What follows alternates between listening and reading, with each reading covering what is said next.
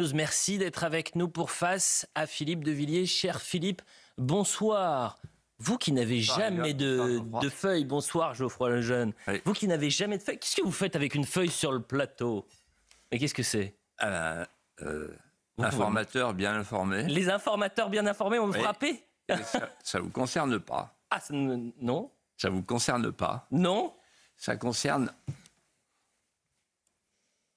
même pas le traité de Maastricht, pourtant c'est la même année. 92. 1992. Joyeux anniversaire à Benjamin. Ah Benjamin. Anniversaire de Ben, qui est notre rédacteur en chef, qui est le chef d'édition. C'est grâce à lui que vous avez ces belles images. Remontez un peu là. Ah bah c'est bien, on la voit. Voilà.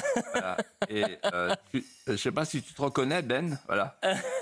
Ouais, voilà. Et donc, comme il est aux manettes, il n'aurait pas pu avoir la surprise, puisque c'est lui qui aurait dû envoyer les images. Voilà, mais les informateurs bien informés ont frappé. On lui dit affectueusement et chaleureusement, parce que c'est une équipe qui prépare cette émission, qui fait cette émission.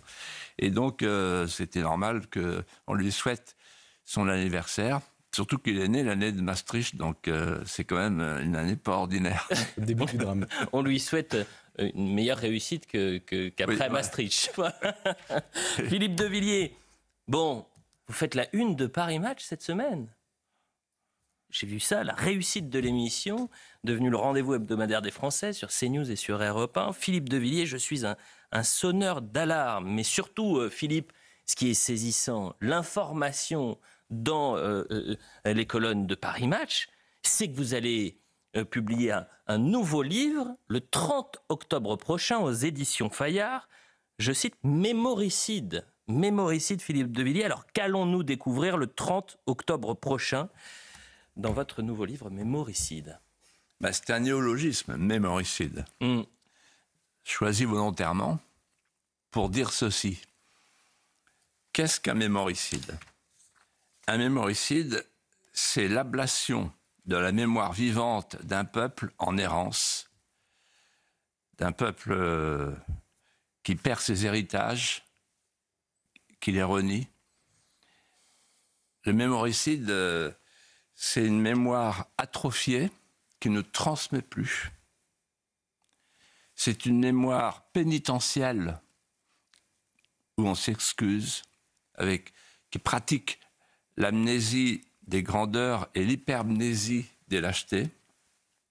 Et enfin et surtout, c'est une mémoire invertie.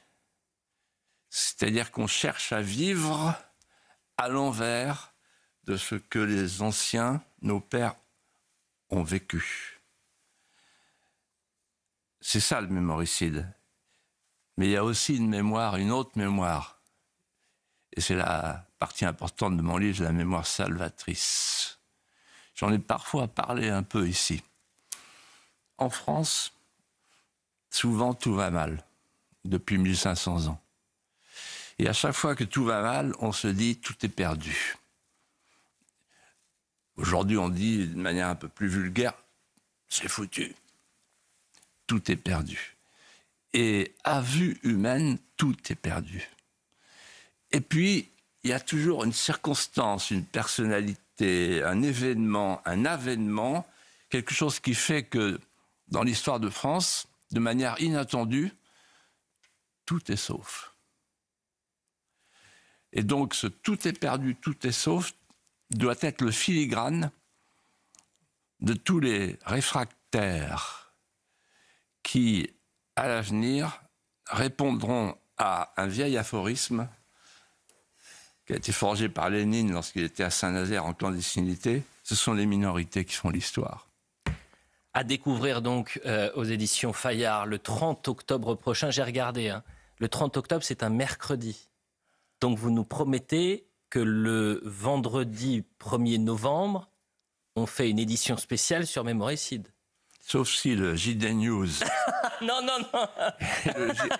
et le JDD dont le patron est ici. Il y a une concurrence qui va être terrible. Ah oui, ça va être... Ah bah non, il n'y a pas de concurrence, c'est l'amitié. Il faut qu'on découvre les premiers mots de Philippe de Villiers le vendredi 1er novembre. Nous, on présentera le livre, évidemment. On fera, d'ailleurs, je vous dis pas tout de suite ce qu'on va faire, mais ça va être énorme. Mais c'est vrai qu'entendre Philippe parler, c'est pas la même chose que lire. Donc du coup, on va se compléter. C'est le combienième, Philippe de Villiers? Je sais pas. Bon, Vous ne savez pas. peu importe. C'est vrai. Vous savez, en fait, on n'écrit jamais qu'un seul livre. Et vous savez ce que disait Cicéron? Unius librem timeo. Je crains l'homme d'un seul livre. Je crains l'homme d'un seul livre. Et en fait, il suffit d'écrire un seul livre pour être retenu dans l'histoire. Donc c'est pour ça qu'il ne faut pas en écrire trop. Bon, voilà pour cette information que je pense les téléspectateurs ont pu découvrir évidemment dans les colonnes de Paris Match, mais découvrent également aujourd'hui, à savoir Mémoricide. Bon, donc Paris Match, c'est un honneur pour moi parce que je suis passé juste derrière Brigitte Bardot quand même. Vous entrez dans le club des légendes. Pas mal. C'est le club des légendes. Voilà, vous entrez dans le... Bon, vous êtes une référence, Philippe de Villiers, pour les Français, une référence aussi pour l'extrême gauche. Je ne sais pas si vous êtes au courant. Alexis Corbière, le purgé de la France insoumise, a comparé le gouvernement Michel Barnier avec une aventure qui vous est chère. Il répondait d'ailleurs à la question sur la motion de censure. On écoute Alexis Corbière. Si elle ne passe pas, c'est que Mme Le Pen fait le choix de maintenir, de faire vivre ce gouvernement Barnier. Voilà, Barnier-Retailleau. C'est ce que j'appelle, je répète ce que je disais tout à l'heure, ce gouvernement Puy du Fou. C'est un spectacle de droite dure, nostalgique, qui me plaît manifestement, idéologiquement, à Mme Le Pen. Geoffroy Lejeune, vous avez une question pour Philippe de Villiers. En fait, vous êtes une référence obsédante pour tous ces gens, parce qu'au moment de la cérémonie d'ouverture des JO, déjà, on parlait du Puy du Fou. Moi, j'ai 2 questions. Est-ce que ça vous fait plaisir et qu'est-ce que vous lui répondez? Ah oui, ça me fait plaisir, oui. Je voudrais lui dire à Alexis Corbière un grand merci. Et alors, d'abord, ce que je pense, c'est qu'il a donc renouvelé à son niveau l'ensemble des références lexicologiques de la sémantique politique, parce qu'en fait, il y a eu gouvernement des œillets, gouvernement de la rose, gouvernement européiste, gouvernement atlantiste. À chaque fois, il y a une connotation. Et maintenant, on a, qui fait son entrée dans cet ensemble de rubriques lexicologiques, le gouvernement Puy du Fou. Alors, qu'est-ce que ça veut dire? Le Puy du Fou, c'est un des hauts lieux du dépôt millénaire. Puy du Fou, c'est la France. Et donc, c'est une référence bienvenue, intelligente de la part de M. Corbière, qui est un professeur d'histoire cultivé. Et souvent, au Puy du Fou, souvent, on entend les gens qui, quand ils viennent, à la sortie, quand ils s'en vont, ils disent « Ah, si la France était dirigée comme le Puy du Fou ». Donc, finalement, moi, je dis à Alexis Corbière et à ses amis, confier la France au Puy du Fou, c'est pas une mauvaise idée. Je l'accepte d'autant plus volontiers que j'ai toujours pensé qu'à un moment donné, on finirait par être souverain. Qu'est-ce que la souveraineté? Il y a 4 éléments pour, à l'image de la principauté de Monaco, Andorre, etc. Le premier élément, il faut avoir un drapeau. On l'a. Il flotte au Puy du Fou. Matin, midi et soir. Il faut avoir ensuite un hymne. On l'a. Et il nous manque 2 choses, mais Alexis Corbière peut nous aider à les ajouter. C'est la monnaie et le décalage horaire. Et donc, je voudrais dire à Alexis Corbière, on dit que vous êtes un historien. Vous êtes plus que ça, un visionnaire. Puisque nous parlons du gouvernement de Michel Barnier, Philippe de Villiers, est-ce que le discours du Premier ministre cette semaine, le discours de politique générale de Michel Barnier, vous a convaincu, Philippe de Villiers? Moi, je suis un imagier. Les images me sautent au cou, me sautent aux yeux, et avant que je ne puisse les rattraper, elles s'imposent à moi. Et là, j'ai une image immédiate, c'est Bourges. C'est la guerre de 100 ans. Ah. Alors, la guerre de 100 ans, c'est un moment de la guerre de 100 ans, en 1420, après le traité de Troyes, on appelle ça déjà la culture du compromis, parce qu'on a un roi de France, Charles VII, désemparé, qui est obligé de traiter, de composer avec les Anglais, les Armagnacs, les Bourguignons. Vous pouvez en transparence ensuite installer la partitocratie française. Et donc, il est dans la culture du compromis. Et on l'appelle le roi de Bourges.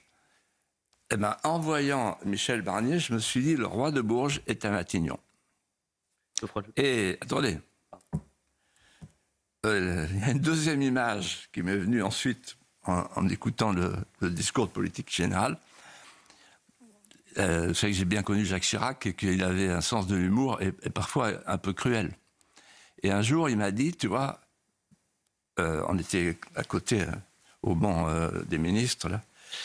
Il me dit, tu vois, Barnier, c'était gentil d'ailleurs, mais voilà. Il dit, c'est une valise sans poignée. C'est-à-dire qu'il est insaisissable, il n'y a pas de prise. Voilà. Et quand j'ai écouté Michel Barnier, j'ai entendu le début, quand il a évoqué le général de Gaulle. Et il a dit, de Gaulle a dit, en 1942, je vais essayer de me souvenir de la phrase exacte, elle est splendide. Il a dit, je vous demande de faire avec peu, beaucoup, à partir de presque rien. Et en fait, pour répondre à votre question, pardon de ce petit détour métaphorique, je me suis dit, on a eu peu, pas beaucoup, presque rien. Or, la France, et là je vais être très sérieux, elle est dans un état critique. Dans l'interview de Paris Match, je dis le pronostic vital de la France est engagé. C'est pas une blague. Hein. C'est-à-dire qu'en fait, il faudrait une politique de redressement. 1958, hein. Bon, les grandes périodes de l'histoire de France, tout est perdu, tout est sauf. Mais pour que tout soit sauf, il faut une politique de redressement. Redressement politique, redressement financier, redressement moral. Donc, en 3 phrases, si on ne rapatrie pas la souveraineté, on n'aura pas de marge de manœuvre. Le ministre de l'Intérieur le sait bien. Si on ne rétablit pas l'équilibre budgétaire, on va à la banqueroute.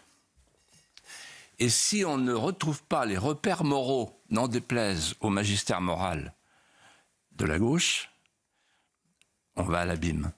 On court à l'abîme.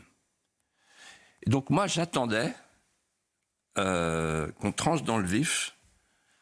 J'attendais qu'on nous dise la vérité sur ce qu'il faut faire pour relever les défis existentiels du pays. Geoffroy Lejeune. Vous nous avez dit ces dernières semaines ce que vous pensiez de Michel Barnier, l'homme et le politique, ce que vous en attendiez ou pas d'ailleurs. Là, dans ce discours, est-ce que vous avez vu plutôt une continuité ou une rupture que vous pouviez espérer ? D'abord, je voudrais dire une chose sympathique pour Michel, c'est qu'il a fait un exercice d'une agilité intellectuelle admirable en répondant aux questions des députés. Et il y a un moment d'anthologie quand il dit à Gabriel Attal, merci de m'aider. Alors l'autre, il dit bravo. Enfin, oui, parce que m'aider à combler le déficit que vous m'avez laissé. Enfin, c'est merveilleux. Voilà. Mais, alors sur le fond, je vais vous dire, il n'est question que des lignes rouges en ce moment. Geoffroy, vous avez vu ? Lignes rouges. Quelles sont vos lignes rouges ? Quelles sont mes lignes rouges ? Quelles sont vos lignes rouges ? Alors, il a été question des lignes rouges. Et pour résumer ma pensée, mon analyse, je dirais la chose suivante. On n'a pas franchi la ligne rouge qu'on aurait dû franchir et on a franchi la ligne rouge qu'on n'aurait pas dû franchir. Je m'explique. Il y a une ligne rouge qu'on n'aurait pas dû franchir. C'est celle de l'impôt. C'est extraordinaire, là, cette droite. C'est là, ce que dans mon livre j'appelle la droite. La droite qui court après la gauche. Quand elle est dans l'opposition, elle hurle sur le thème. Un homme de gauche, c'est quelqu'un qui se réveille le matin de bonne humeur si dans la nuit, il a inventé un impôt. Et qu'est-ce qu'ils font quand ils arrivent? Ils inventent un impôt. Ça vient de loin. Je me souviens en 95, quelqu'un avait dit à propos de Juppé, c'est méchant, mais c'est drôle. Il me le pardonnera. Juppé incarne physiquement l'impôt. et là, en fait, ça commence par l'impôt. Bon, c'est-à-dire que, alors qu'on peut rétablir l'équilibre en tapant dans les dépenses. Si vous voulez, on peut en parler quand vous voulez. Hein. Et il ne faut pas être grand clair. Hein. Alors l'impôt, qu'est-ce que ça veut dire? L'impôt sur les particuliers, l'impôt sur les entreprises. Il y aura deux impôts. Aujourd'hui, l'impôt, les prélèvements sur les entreprises représentent 19% du PIB en France, sauf erreur de ma part, contre 12% dans l'OCDE. Et donc, ces prélèvements vont poser un énorme problème de compétitivité, un problème majeur de compétitivité. Et ce choc fiscal aura comme conséquence de freiner la création d'emplois et évidemment de freiner la croissance. Mais surtout, ce qui va se passer, c'est que ces prélèvements vont faciliter, favoriser des stratégies d'évitement, comme on dit dans le métier. L'exil fiscal, et comme dit le journaliste François Langlais, l'exil fiscal des pauvres, c'est le travail au noir, donc l'économie au noir. Donc on va décourager l'investissement, et en fait, on va fouetter, favoriser la dette et la dépense. Donc c'est une erreur majeure d'avoir franchi cette ligne rouge. En revanche, erreur inverse, on a expliqué à plusieurs reprises, et spécialement Michel Barnier dans sa déclaration de politique générale, oh là là, on ne franchira pas la ligne rouge du sanctuaire.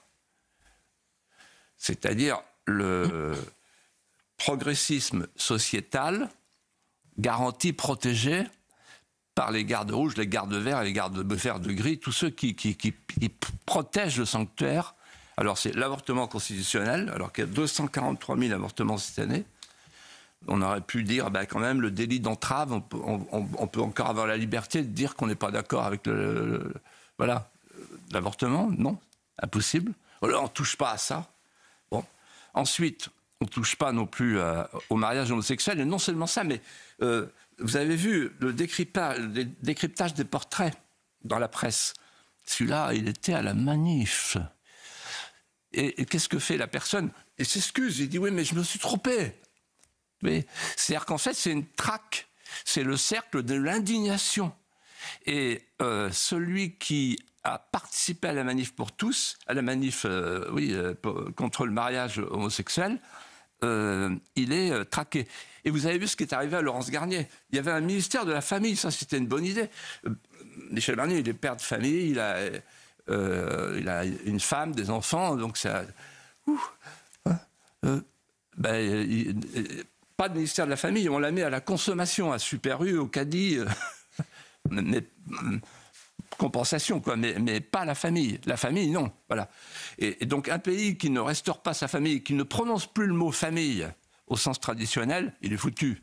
Voilà, c'est clair. Donc, en fait, on a franchi la ligne rouge de la droite et on n'a pas franchi la ligne rouge de la gauche. C'est-à-dire qu'en fait, on a accepté la dérive fiscale et la dérive sociétale. Je donne pas cher de l'avenir de ce gouvernement. Vous avez parlé justement des lignes rouges. Peut-être qu'il y en a une autre qui s'appelle l'état de droit, avec un ministre de l'Intérieur qui a eu cette envie, enfin, je cite Bruno Retailleau, de renverser la table, un état de droit qui n'est selon Bruno Retailleau ni intangible ni sacré, en plaidant pour une évolution du droit. Et Michel Barnier, dans sa déclaration de politique générale, en a parlé. Je vous propose de l'écouter. D'une manière générale, la fermeté de la politique pénale que les Français demandent est indissociable du respect de l'état de droit et des principes d'indépendance et d'impartialité de la justice auxquels je suis personnellement, profondément et définitivement attaché. Geoffroy Lejeune. Qu'est-ce qui s'est passé, Philippe? Comment vous avez lu cette déclaration? Est-ce que c'est un recadrage de Bruno Retailleau? Est-ce qu'il est lâché par le Premier ministre? Je ne sais pas. Franchement, j'ai pas d'idée là-dessus. Enfin, ça a tout l'air d'un recadrage. Mais moi, ce que je voudrais dire, c'est sur le fond. La question de l'état de droit, elle se pose, c'est une vieille querelle. Je vous rappelle qu'en avril 1655, Napoléon déboulait dans le Parlement et il expliquait, pas Napoléon, Louis XIV, pardon, il déboulait dans le Parlement en expliquant aux juges, c'est pas vous qui faites la loi, c'est pas vous qui faites le droit, c'est pas vous qui grignotez la souveraineté. Et De Gaulle, en écho, disait, il y a d'abord la France, puis après l'État, puis après le droit. Or là, on a des oligarchies européennes et françaises, juridiques et technocratiques, qui définissent l'état de droit, et en fait, ils définissent l'état de droit de manière suivante. Les juges servent non plus le bien commun, le peuple ou la nation, mais les minorités, avec des concepts que les gens ne connaissent pas forcément, les minorités, l'islamophobie, l'inclusivité, la non-discrimination, qui dissolvent la nation. Et donc, qu'on ait un ministre de l'Intérieur qui dise « moi, je ne peux pas travailler si je ne change pas certaines lois », par exemple sur les OQTF,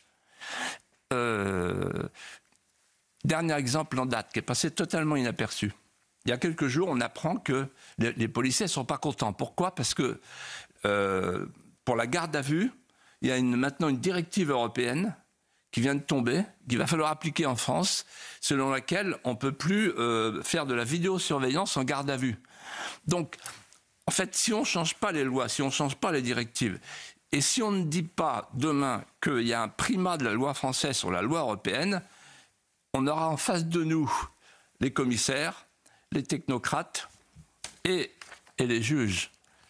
En fait, ce que c'est le ministre de l'Intérieur, et ce qu'on devrait tous savoir, c'est que les juges ont pris le pouvoir et que c'est ou bien le pouvoir politique qui rétablit ou bien la République des juges.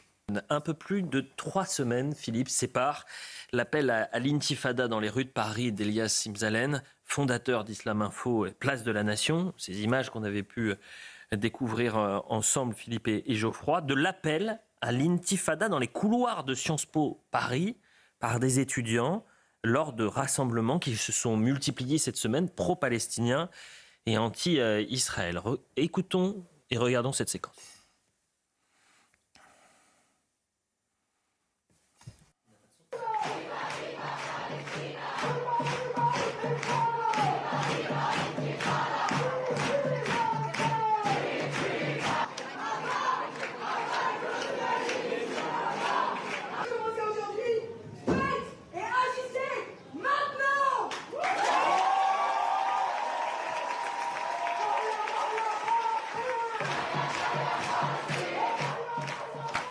Philippe de Villiers, le ministre de l'Enseignement supérieur, a publié ce vendredi un communiqué où il condamne ces actions dans les couloirs de Sciences Po et des autres universités. Mais que vous inspire cet enchaînement d'appels à l'intifada de la Place de la Nation au couloir de Sciences Po, école que vous connaissez si bien? D'abord, en regardant les images, j'ai reconnu la péniche. C'est un cauchemar. Pour les anciens de Sciences Po comme moi, c'est un cauchemar. C'est une sorte d'occupation, quoi. Sciences Po n'est plus Sciences Po, quoi. Mais en regardant ces images, je pense aussi à d'autres images que j'ai vécues. en 1982 au Liban. Il y a eu l'arrivée des Palestiniens et dans les universités à Beyrouth, on a vécu ça. C'est-à-dire qu'on a vécu ce qu'on appelle maintenant la libanisation. On a vécu les prémices d'une guerre multiculturelle. Et je ne peux pas m'empêcher de penser à ce qui est advenu ensuite. C'était l'époque où encore on disait le pays du lait et du miel. Et que nos profs à Sciences Po nous disaient, voilà le modèle multiculturel. Sans voir que ce modèle multiculturel était potentiellement multi-déculturé et multiconflictuel. Deuxième image, donc, vous l'avez cité, c'est dans les rues de Paris, place de la Nation, un imam fiché S qui appelle à l'intifada et qui dit « c'est à Paris que ça démarre ». Donc le nouveau Pierre l'Ermite, qui appelle à la croisade, à la guerre des pierres. Et quelque chose que je ne voudrais pas oublier, c'est ce qui s'est passé cette semaine à Bruxelles. La Commission européenne, dans le programme Erasmus, subventionne, finance des universités islamiques, notamment une en Turquie. Et donc là, on est devant un mouvement, je dirais, d'infiltration, pour parler comme Madame Bergeau-Blaclair. Un mouvement d'infiltration. Qu'est-ce que ça veut dire, l'intifada? C'est un appel à la guerre des pierres, donc à la guerre civile, chez nous, en France. Et on est à la jonction des deux djihad. Le djihad violent, qui mise sur la peur, et le djihad pacifique, qui procède par infusion lente. On est à la jonction des deux, là. Et prenons garde parce que il y a un frérisme d'atmosphère qui travaille auprès des collectivités locales, auprès des associations, dans les universités, parce que la cible du frérisme d'atmosphère, c'est l'école et l'université. Donc on est pile dans le mille, là. Pourquoi? Parce qu'ils veulent acclimater petit à petit, je l'ai déjà dit, mais je le répète, une société charia compatible en France. Et pour ça, ils ont 3 atouts.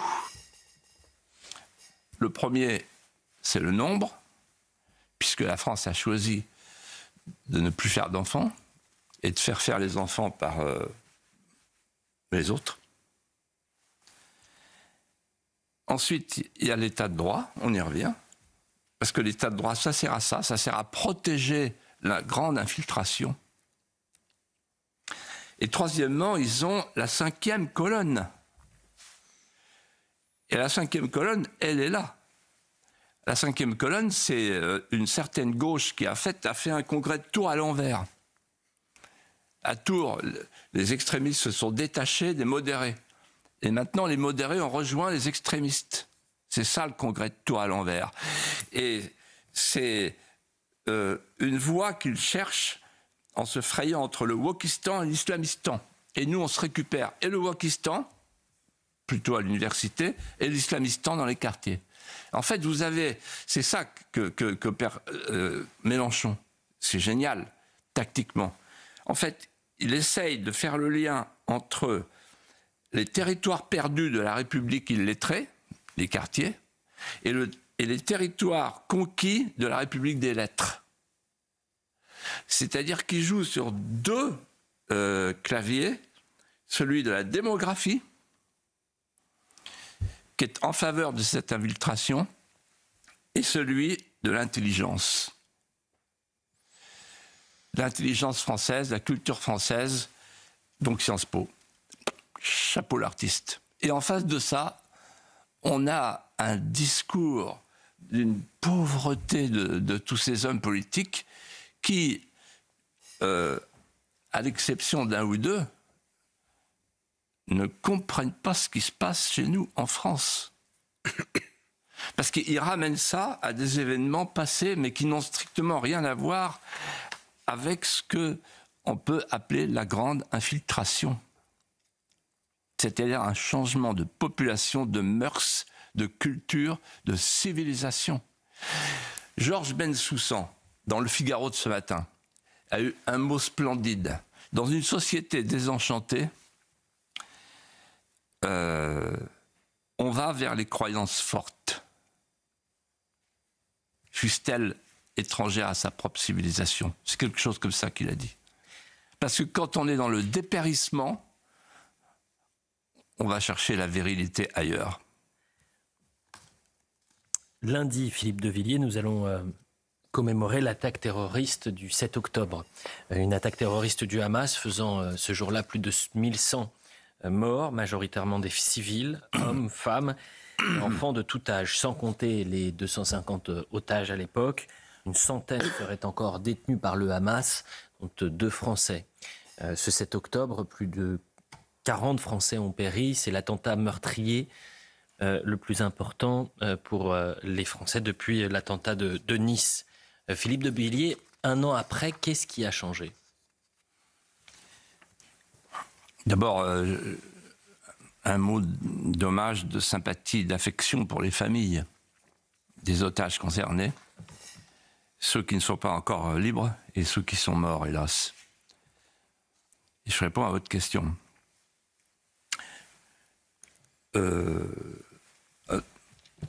Tout a changé pour Israël et pour nous, pour l'Occident. Alors, pour Israël, il y a eu un traumatisme. Ce traumatisme est en partie effacé. Et c'est récent.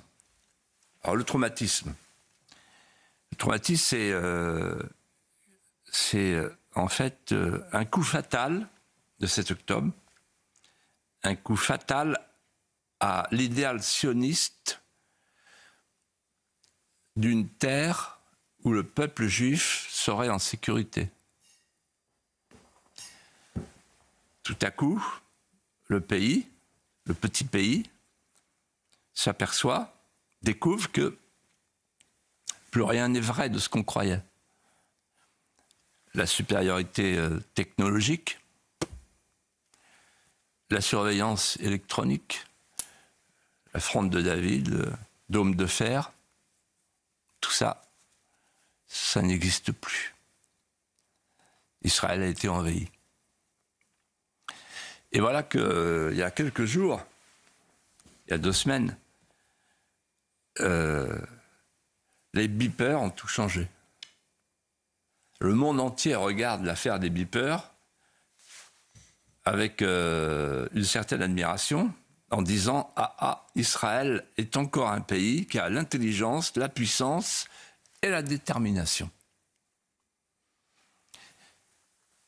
Quand je regarde Israël, je regarde la France, je me dis Israël, c'est un pays qui veut vivre et qui sait que pour vivre, il faut survivre.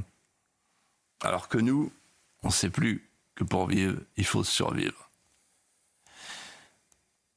Et donc aujourd'hui, le traumatisme, par des petites secousses telluriques, il est arrivé jusqu'à nous. Et c'est ça qui est nouveau.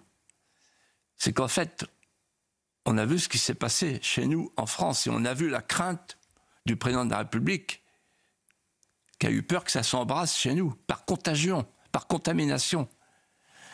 En fait, il y a eu un choc. C'est pas simplement une guerre là-bas de voisinage orientaux. C'est un choc de civilisation. Et ce choc de civilisation, il est chez nous. Choc de civilisation, choc de 2 visions eschatologiques du monde. Et quand je dis ce choc, il est chez nous, c'est parce qu'on a compris, on a vu à ce moment-là qu'une fraction importante de la communauté musulmane de France s'est sentie solidaire avec la cause palestinienne. Et tout à coup est apparu un mot, moi, qui m'a frappé.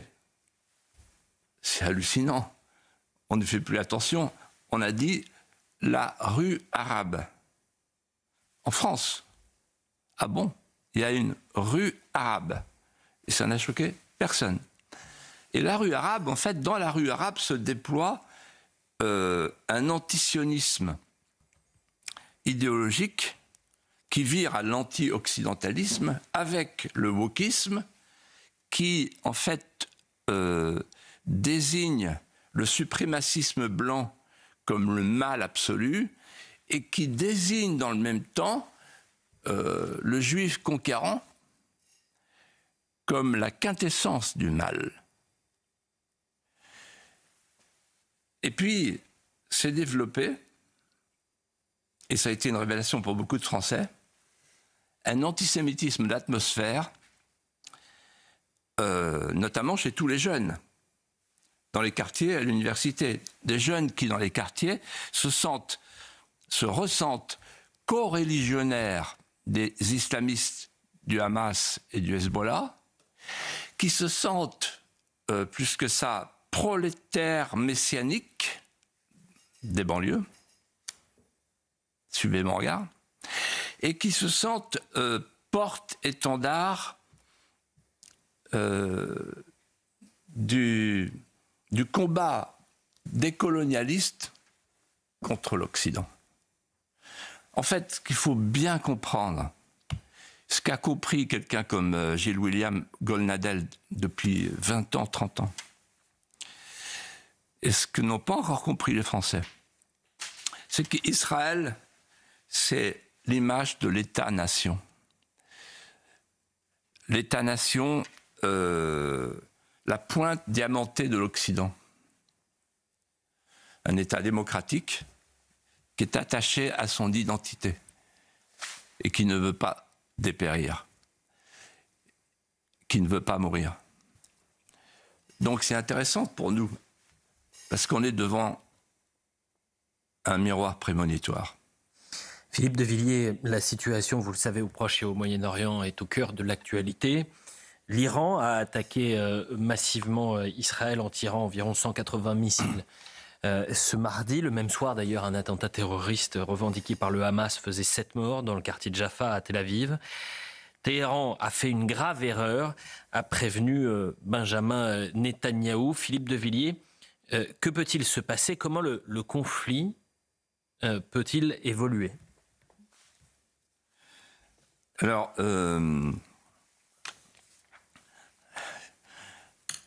moi je pense que depuis quelque temps, la doctrine en Israël a changé, la doctrine stratégique a changé. Il y a 3 temps, en fait, il me semble. Allez-y. Premier temps, on éradique les tentacules de la pieuvre avant la pieuvre. C'est ce qu'ils sont en train de faire. Les Houthis, les Syrie, Irak, etc., ils sont en train de nettoyer. Le Hezbollah, après le Hamas. Le deuxième temps, c'est la pieuvre elle-même, l'Iran. Et là, nul ne peut dire ce qui va se passer. Moi, je pense que leur objectif ne peut pas être d'aller chercher le nucléaire parce qu'il est enterré trop profondément. Et que les Américains ne donneront pas les bombes pénétrantes. Et pour une autre raison qu'on peut comprendre, c'est qu'il y a une dissémination des sites qui fait que si vous ne frappez pas tous les sites en même temps, vous avez un choc en retour. Je pense qu'il est plus facile d'aller sur les sites pétroliers et gaziers pour asphyxier le pays. Mais l'idée qu'on peut tous avoir, parce que l'Iran, c'est le djihad global, il faut quand même, ça nous concerne. Et s'ils ont demain le nucléaire, c'est aussi pour nous. Donc, il est vital que dans ce conflit entre Israël et l'Iran, il n'y ait pas de coup d'épingle.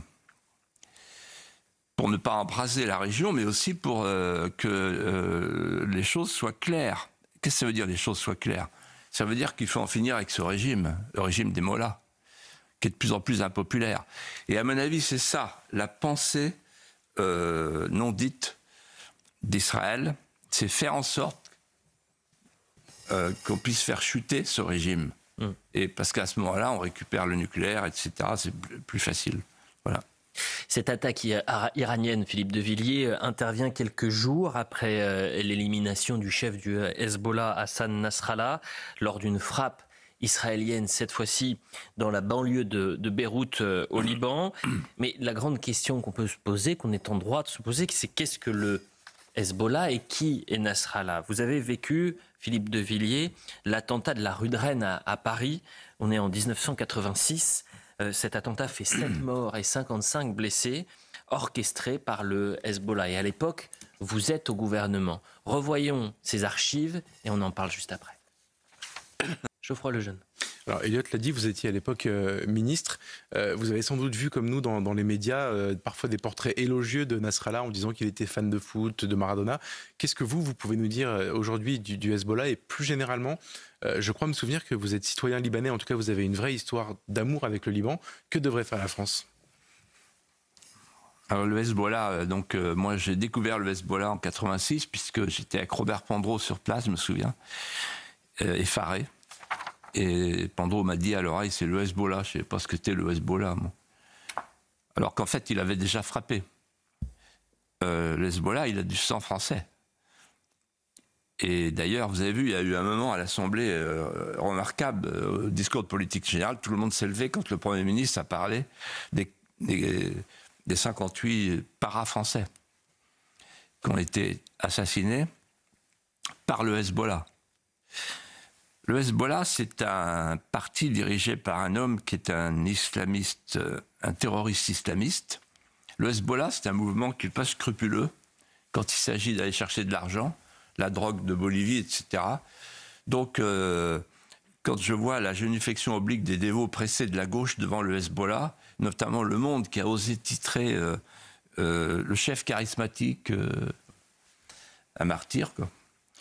C'est hallucinant, il faut vraiment être anti-occidental, anti-français, enfin, ne pas se souvenir du Drakkar. C'est horrible. Et alors, j'ajoute que je ne comprends pas la position du président de la République. Il n'a rien dit, sauf erreur de ma part. Moi, j'ai rien vu, j'ai rien entendu.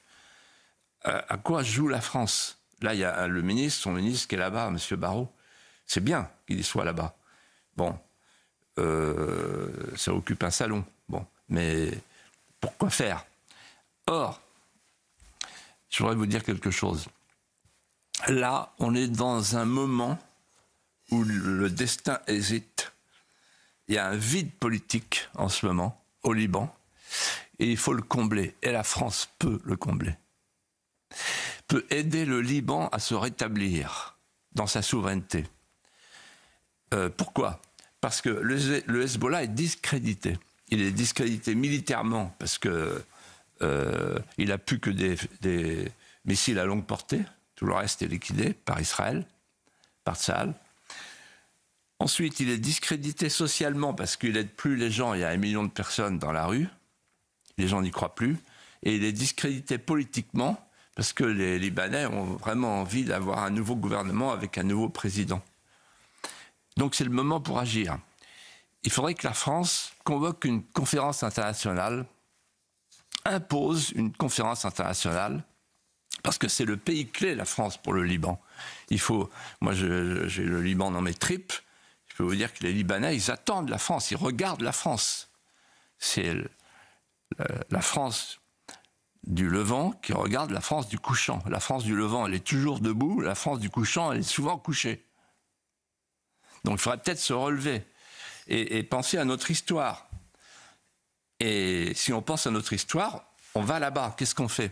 Premièrement, une action humanitaire d'envergure. Vous vous rendez compte qu'on leur a donné 10 millions d'euros pendant que les Émirats arabes unis ont donné 100 millions d'euros. On est ridicule. Donc une vraie action humanitaire d'envergure avec toute l'Europe derrière nous pour les sauver pour leur rendre leur maison. Ensuite, il faut une action militaire. Les officiers sont plus payés. L'armée libanaise, 60 000 soldats, une armée magnifique avec un chef remarquable. Et il faut leur apporter un soutien logistique à cette armée. Et puis enfin et surtout, une action politique, c'est-à-dire rétablir la souveraineté du Liban avec les élections d'un président de la République et rétablir l'armée libanaise comme institution seule apte à détenir des armes de guerre. Si la France fait ça demain, si la France va au Liban pour dire voilà, moi je suis le pays protecteur du Liban depuis Saint-Louis, elle se grandira. Il est 19h53, je le disais avant la publicité, on a une surprise pour les téléspectateurs, c'est-à-dire que normalement à 19h53 on se dit au revoir et à la semaine prochaine Philippe de Villiers, mais ce vendredi on va jouer les prolongations. On reste un peu plus longtemps parce qu'on a énormément de choses à se dire ce soir. Et on entre dans la dernière ligne droite, Philippe de Villiers. On va parler des élections américaines. Alors vraiment, on dit tout aux téléspectateurs. Chaque vendredi, chaque semaine, vous m'appeliez en me disant il faut absolument qu'on traite des élections américaines. Et vous m'avez dit ça depuis septembre de l'année dernière, depuis le début de la saison. Et chaque semaine, on reportait. Il s'avère que c'est un sujet que vous souhaitiez absolument traiter aujourd'hui. Et ce week-end, sachez-le, Donald Trump est attendu à Butler, en Pennsylvanie. C'est le lieu de sa première tentative d'assassinat.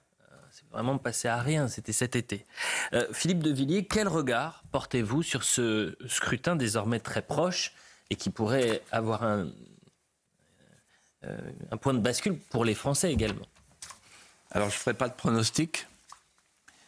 Si on écoute les médias, l'affaire est réglée, mais moi je n'écoute pas les médias. Je pense que l'affaire n'est pas réglée du tout. Et non, ce que je voudrais dire de plus important, en me mettant à la bonne hauteur, au-dessus de l'océan qui nous sépare. Quand j'étais à Sciences Po, j'ai pensé à ça tout à l'heure en voyant les images. Il y avait un livre qui était un best-seller incroyable. Et nos profs nous imposaient la lecture de ce livre. C'était Servan-Schreiber, Le défi américain. À l'époque, je me souviens très bien d'un prof, je ne dirais pas son nom, qui disait « Nous sommes tous les petits-neveux de l'oncle Sam ». Incroyable. L'atlantisme de cette école. Nous sommes tous des Américains, qu'aucun colonisé. Et en fait, dans ce livre, Servan-Schreiber expliquait pourquoi il y avait un empire américain. Et il pensait, comme d'habitude, que ça allait durer 1000 ans. Et il expliquait pourquoi ça allait durer 1000 ans. Et qu'il n'y avait pas le choix, et qu'il fallait qu'on soit atlantiste. Voilà. Et bien aujourd'hui, ce qu'on peut dire, c'est que nous sommes devant, je pèse mes mots, un empire en voie de décomposition. D'abord en politique étrangère. Les Américains sont obsédés par le piège de Thucydide, dont j'ai déjà parlé ici. Le piège de Thucydide, c'est quand il y a une nation puissante mais déclinante qui fait face à une nation plus faible mais montante et agressive. C'est le cas de la Chine. Et donc ils sont obsédés par la Chine, ils ne sont pas obsédés par l'Europe. Ils ne sont plus obsédés par l'Europe, ils sont obsédés par la Chine. Et le piège de Thucydide, dans le piège de Thucydide, vous savez, il y a les Lacédémoniens qui voient Athènes et chacun trouve un avantage à faire la guerre. Nous sommes dans cette situation. Les Américains font face aux BRICS au sud global. Et donc ils ont perdu leur impérium. Et les Américains de base savent que l'impérialisme américain, c'est fini. Voilà pour la politique étrangère. Alors en politique intérieure, le pays se délite. C'est un effondrement économique parce que la globalisation a détruit la base industrielle.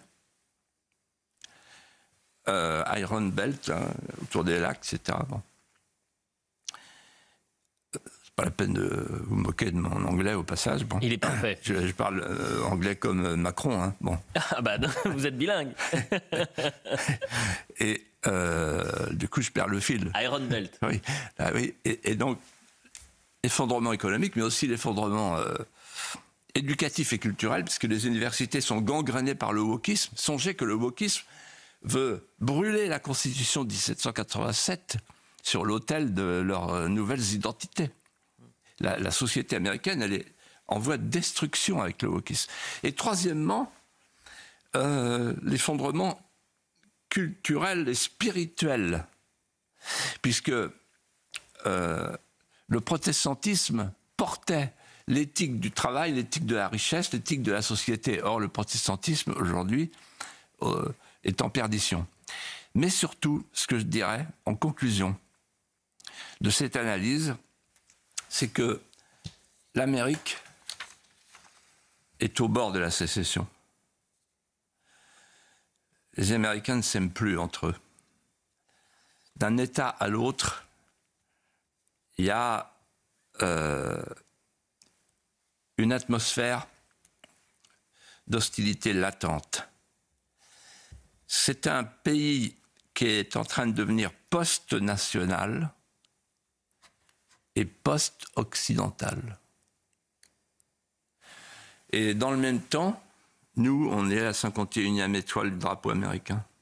Quelle erreur. Les Américains quitteront l'Europe. C'est plus leur sujet. Et nous, on va rester tout seuls. Et on va continuer à écrire notre histoire sur le continent américain. Et amuser les Américains continueront à tenir la plume. Philippe de Villiers, passons aux images de la honte, j'aurais pu dire, les images de la haine. Une trentaine d'individus ont décidé la semaine dernière de perturber une minute de silence en hommage à la petite Philippine. Ça s'est passé le week-end dernier à Vienne, en Isère. Et parmi les perturbateurs, certains étaient candidats aux législatives de 2022. Je vous propose de réécouter cette séquence.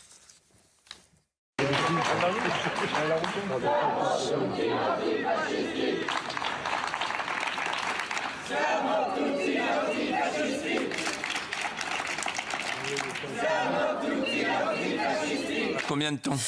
Et je vous propose d'écouter Hanan Mansouri, la députée justement d'Isère, qui a réagi dans l'hémicycle cette semaine, puisque le débat s'est invité. Et la question s'est invitée dans les questions au gouvernement.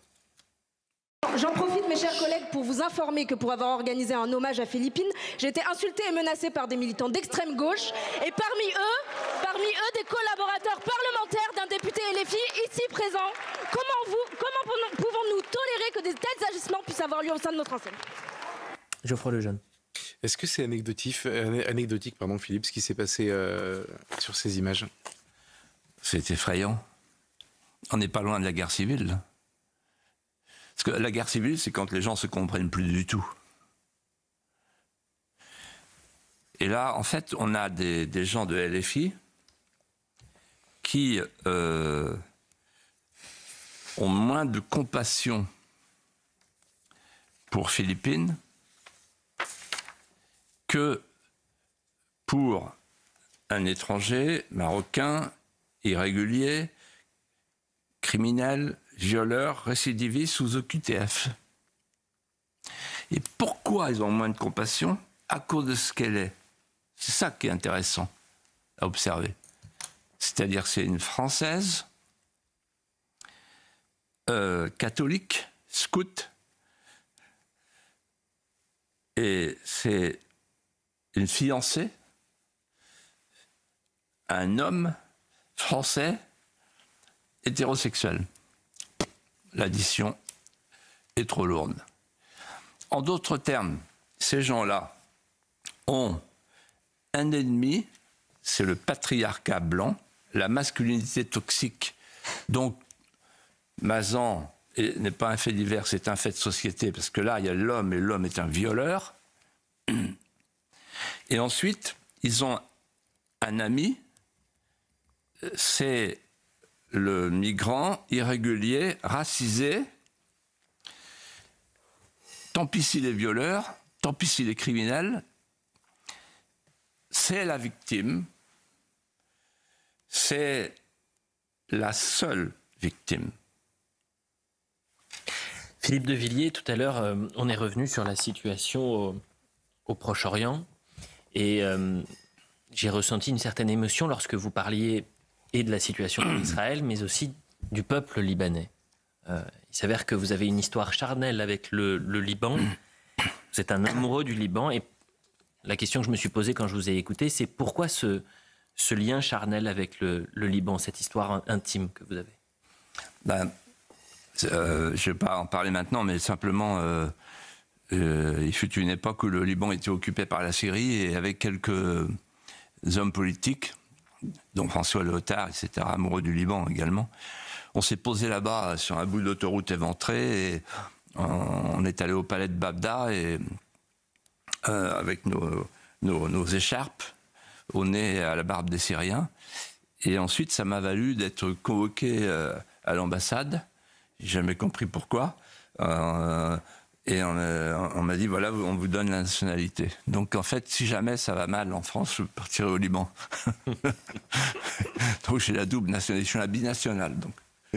Parlons-nous du Liban. Alors, justement, en tant que binational, je vais parler de mon amour pour le Liban, en vous racontant une histoire très, très singulière. Je ne sais pas si je peux la raconter. Allez-y. Très personnelle, en tout cas. Voilà. Enfin, entre le Liban et la France, il y a un lien ancestral, un lien affectueux, une relation charnelle et spirituelle qui tient en fait à la promesse de Saint-Louis. C'est là que tout commence. En 1253, Saint-Louis est là-bas au Liban et il dit ceci: j'accorde à tous les Maronites la même protection qu'à tous les Français. Ça fait 8 siècles. Cette promesse n'a jamais été oubliée par les Libanais. Hélas, oubliée par beaucoup de Français. Et un jour, je suis parti là-bas pour un voyage caritatif avec l'association Admirable Malte-Liban, présidée par la princesse Françoise de Lobkowitz. Et on est allé ensemble avec elle sur les lieux de séjour de rois croisés. Et à un moment donné, il y a un moment pathétique. On va là où il est venu pour faire sa promesse, en mer, au bord de la mer, dans le château de Sidon. Aujourd'hui, on appelle Sidon Saïda, entouré des vagues. Et nous nous trouvons là, tous les deux, avec la princesse de Lobkowitz, au milieu de l'enceinte du château de Sidon. Et elle me raconte: cher Philippe, c'est là que Saint-Louis est venu pour saluer et encourager les ouvriers maronites qui travaillaient à la fortification des remparts. Et là, s'il est arrivé trop tard, ils ont tous été égorgés. Il s'est avancé, ce que raconte Joinville, son mémorialiste, il s'est avancé en trébuchant, vaincu par le dégoût. Et puis il a ramassé les corps lui-même, tout seul. Il les a pris dans ses bras, tout pourris, tout puants. Ses soldats le regardaient, il s'est adressé à eux et à ses proches en exhibant de l'évangile, le baiser du lépreux, pour les enterrer, pour leur donner une sépulture. À ce moment-là, j'observe la princesse.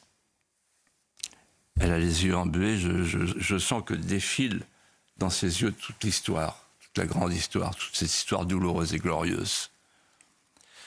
Et moi, je regarde autour de moi les murs déchirés, les mêmes, rien n'a changé, les moignons déchiquetés, les témoins douloureux du drame encore debout.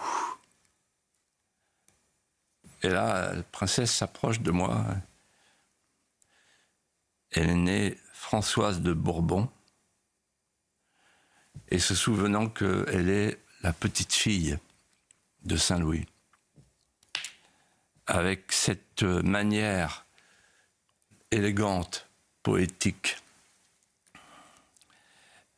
de saisir l'instant qui n'appartient qu'aux grandes dames. Elle me serre dans ses bras et elle murmure « Cher Philippe, moi, la petite fille de Saint-Louis, j'accueille ici, dans cette ruine vivante, dans les entrailles de cette ruine, le petit-fils du chevalier Croiset, mort à Saint-Jean-d'Acre. Ensemble, nous rendons à cette ruine, adoubée par nos pères, les honneurs de la fidélité. Le Liban coule dans mes veines. Le Liban coule sans le savoir dans les veines de tous les Français, parce que le Liban porte en chacun d'entre nous l'écho d'une part précieuse de la France. Les Libanais nous précèdent. Dans nos bonheurs, dans nos malheurs, il faut les écouter. Écouter leurs cris d'appel. Le chêne et le cèdre, au ramage entremêlé, appellent nos affections communes pour la suite des temps. Merci Philippe de Villiers pour cet hommage et votre histoire intime avec le Liban. Merci à vous Geoffroy Lejeune.